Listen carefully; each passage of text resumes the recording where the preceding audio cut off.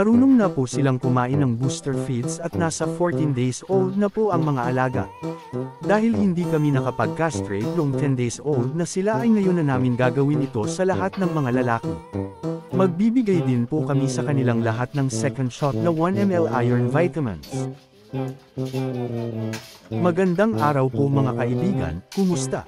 Sana ay nasa maayos na kalagayan saan man naruroon at welcome po muli sa aming munting backyard para sa panibagong episode. May nakahanda na po kaming mga gamit dito para sa aktibidad namin ngayong umaga. Ang castration ay ginagawa sa mga male piglets maliban lang kung gagawing barako. Tinatanggalan po sila ng mga itlog upang maiwasan ang mapanghing amoy sa karne kung gagawing patabaing baboy. Ginagawa naman ito as early as 3 days old hanggang 14 days old, kung mas mura pa ang edad ay mabilis ang paghilom ng mga sugat. Sa amin ay madalas sa ika-10 days pero hindi namin nagawa kaya ngayon na. Kasabay din ang pagbibigay ng iron vitamins para maiwasan ang piglet anemia at bilang paghahanda sa pagwawalay. Umpisahan muna namin ang iron vitamins sa 4 na mga babaeng biik. 6 naman ang mga male piglets para sa kaparehong bitamina at castration.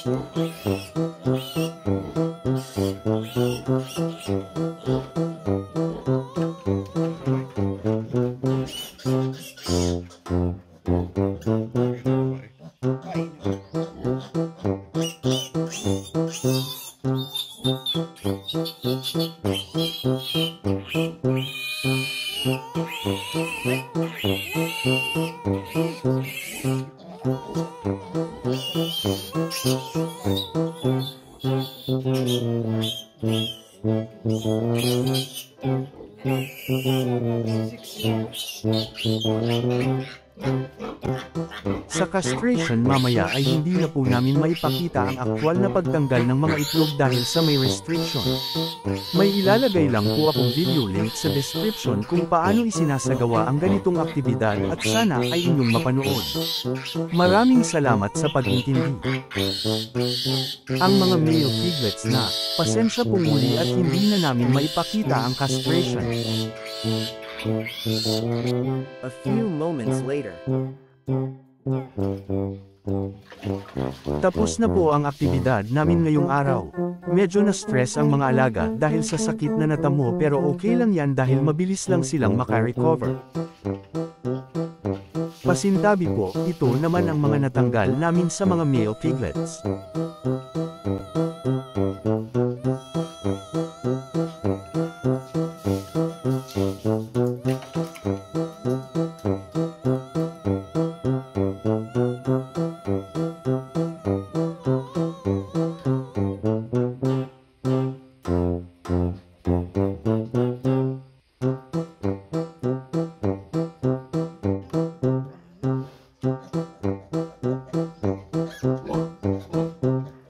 Umpisa na ring mangayayat ang Mama Pig kahit nasa mahigit 6 kilograms ang rasyon kada araw.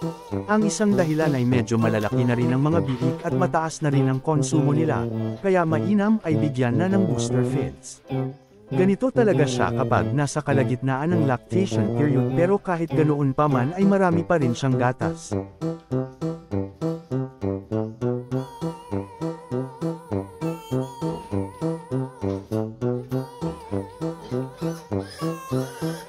Ibubuhos naman namin itong tinunaw na booster sa tubig sa kanyang panggatasan para malasahan ng mga biik. Kabilang po ito sa pagtuturo sa mga biik na kumain para maging pamilyar sila sa amoy at lasa ng feeds.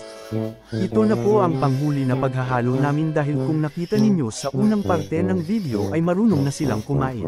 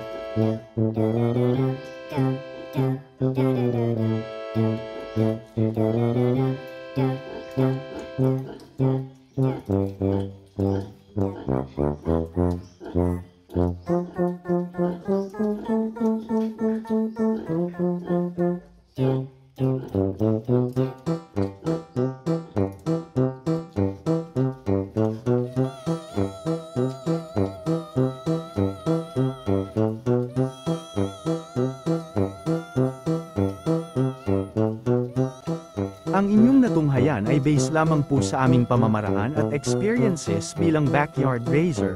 Maaaring hindi angkop ang aming pamamaraan sa ibang mga nag-aalaga. Hanggang dito na lamang po ang aking video. Sana ay inyong nagustuhan at may nakuhang mga simpleng kaalaman sa munti kong ibinahagi. Hanggang sa muli, daghang salamat sa inyong oras sa panunood at happy farming po mga kaibigan.